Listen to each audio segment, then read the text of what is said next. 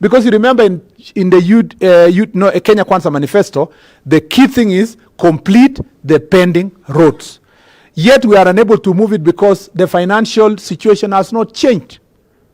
Now, that is in terms of construction. What happens to the 6,500 extra roads that were constructed at that period of 10 years of the previous administration? What happens? Those roads are not being maintained. So we are increasing the network of the roads. At the moment, we are lucky to have a few roads that development partners are supporting under the Northern Corridor project, for example, the road of Modakashi all the way to Mandera, which have, with a few sections in between still looking for contracts.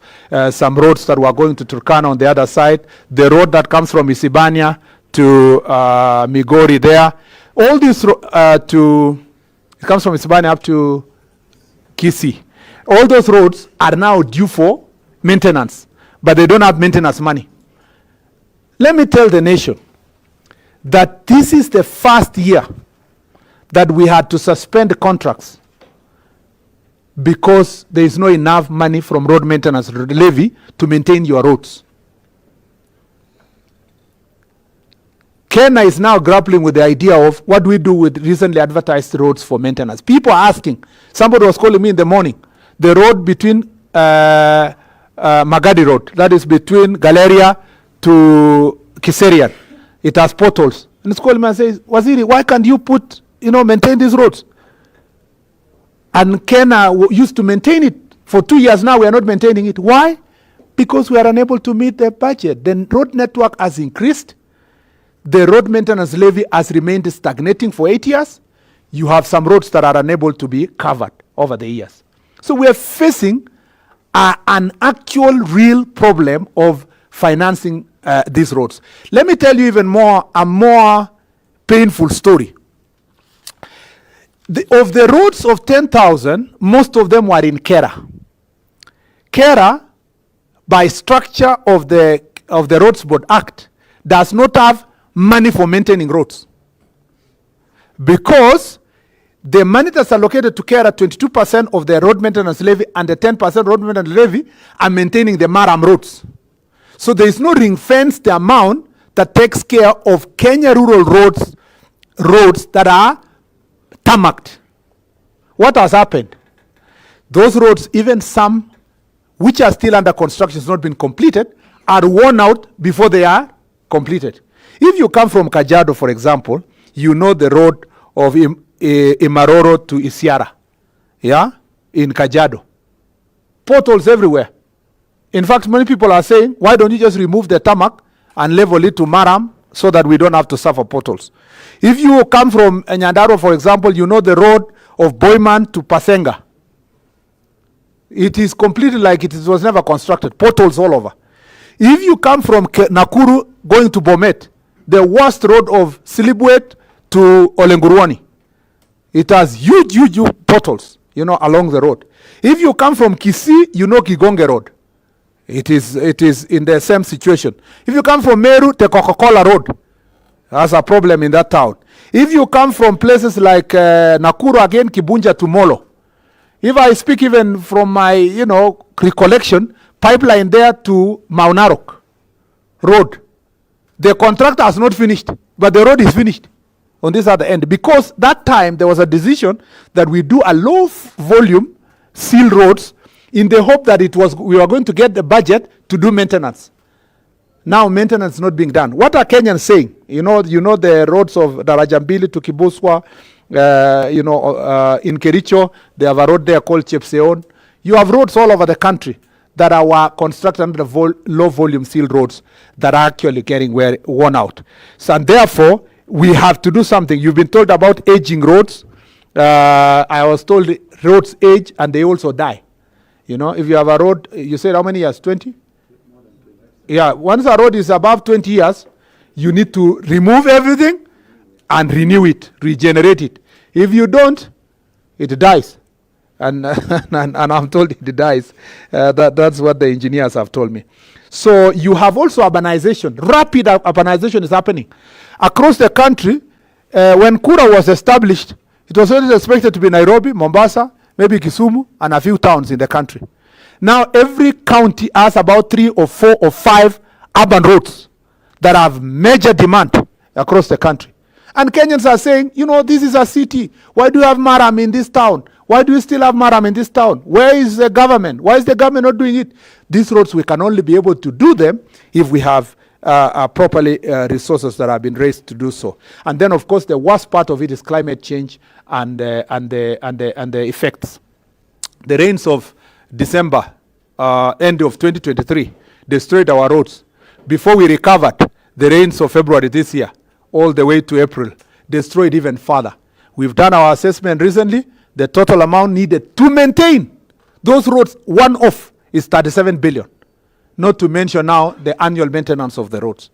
Ladies and gentlemen, our country requires a properly maintained roads. The deficit of the money and you are given that is required to do these roads. At the moment, it's projected that we are going to raise in the year 2024-2025 79 billion from the road maintenance levy current.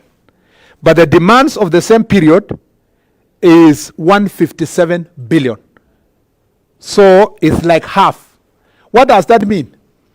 It means that we require an extra 78 billion in the next financial year on top of it for us to at least maintain the roads. This is maintenance. This is not construction. This is not even completion of the pending roads. I'm just talking about maintenance of our existing roads.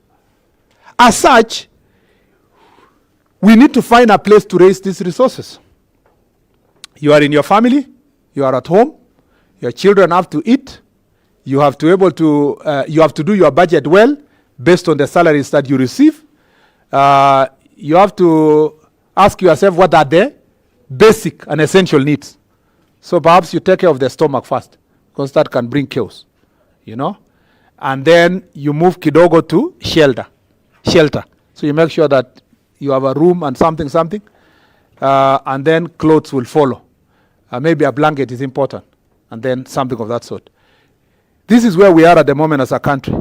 Even as we sit now, we are trying to see where do you patch here and there and there. And by the way, the people of Kenya are justified to demand better roads because they are used to good things and they believe that government must be able to do good things. But the same good things that we want to deliver demands us to finance with certain resources. We have suffered the finance bill and suffered 349 billion. We come to maintenance now, we're asking ourselves, how can you raise the maintenance levy to make it close? Because the 7 shillings we are proposing will bring us to 115. Yeah, so you are still far away from what you require, which is 157. But at least when you move closer, you are able to save some of the roads. Our plan is this. Most of the roads that were, like I told you earlier, Maroro, Isiara, and others across the country that have really been worn out, our target is that in the next, if we are able to raise the resources in the next 1 year, we should be able to restore those roads immediately. Otherwise, we'll lose them completely. And I can give you an example. This Imaroro, Isiara is how many kilometers, Kandia? Almost 80 kilometers. Yeah, I remember. Almost 80 kilometers. Those 80 kilometers, it was constructed using about 3.5 to 4 billion that time of the resource of that time, because about 40 million per kilometer. So you are talking about 3 billion, almost 3 billion was used. Do we as Kenyans want to lose the 3 billion put on a road in Kajiado, in Maroro, Isiara, 10 years ago, less than 10 years ago? Yeah? We lose all of it, or we would rather now maintain it by raising 200 million or 300 million that will restore the road and give us also the usage of that facility for the next few years. This is the real conversation. And I think, and I just want to say with utmost respect, that the conversation that is going on in the country is great. I think it's for us in government who have failed to provide a proper framework where the people can understand exactly their needs that we need in every ministry and how it impacts their lives directly.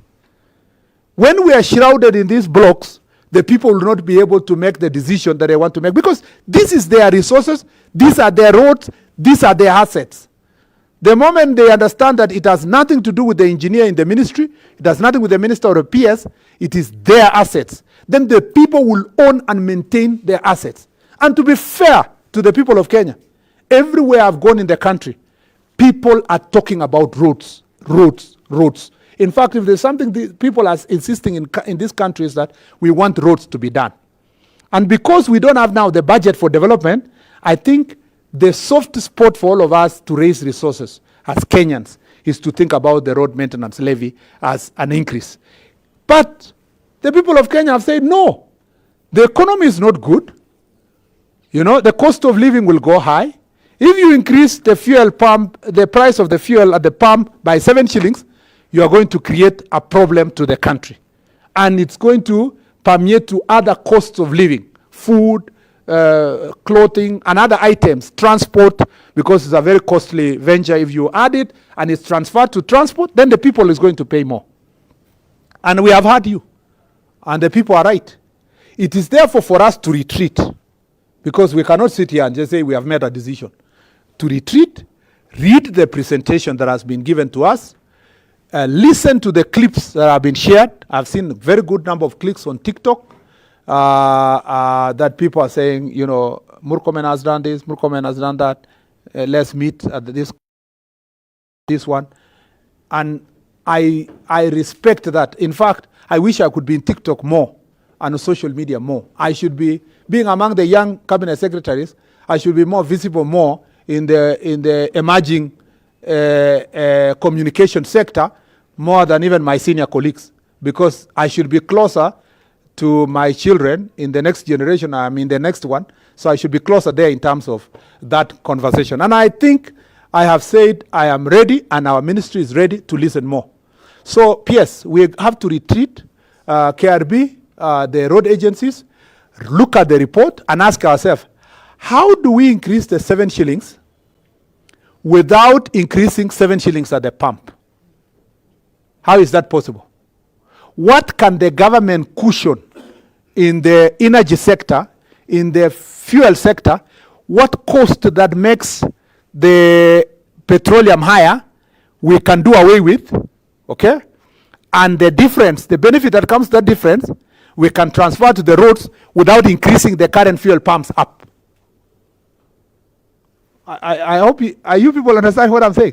Yeah, so that today, if I was to gazette the fee anytime today, next month, December, depending on the time that the public participation process is going to deliver, the answer should be this. The day we announce 7 shillings increase, how do we ensure that the people of Kenya do not receive a direct 7 shillings increase at the pump? And the people of Kenya paid us to go and think. They hired us to go and think. They pay my salary so that I go and think. So my friends, the DGs, let's go and do what? Think. We have been left with an exam that says, okay, we want the roads. They have said 3 things. Kenyans have said, we want the roads, and we want the roads to be well maintained, and we will hold the cabinet secretary politically accountable, because political accountability is in my office. My job is to provide leadership, and provide leadership in such a way that it can solve problems. So number 1, that is it. They say they want the roads. Number 2, they say, we agree you need the money to do for us the roads. So they agree with us that you need the money. Number 3, they say we don't want a high cost of living. So they want us to have the money, they want us to do the roads, but they are saying we don't want to see the fuel prices at the pump to go higher than what it is today. So we have an exam. In the fullness of time, I have to now go think. I have to consult my colleagues in the cabinet. I have to inform the president what we have agreed, what we have discussed, and the views of the people of Kenya.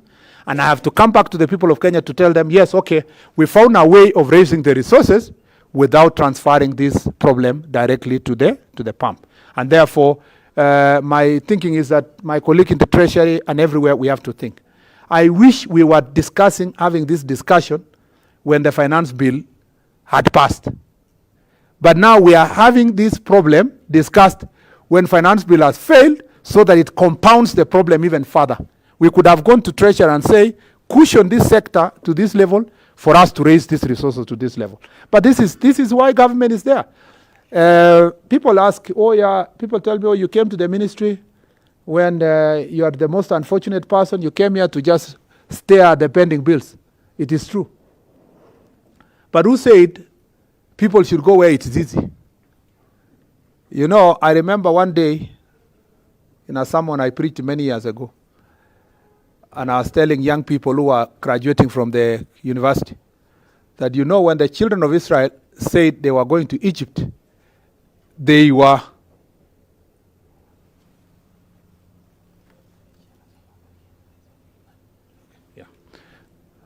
okay, no problem. You can wait for for a few minutes.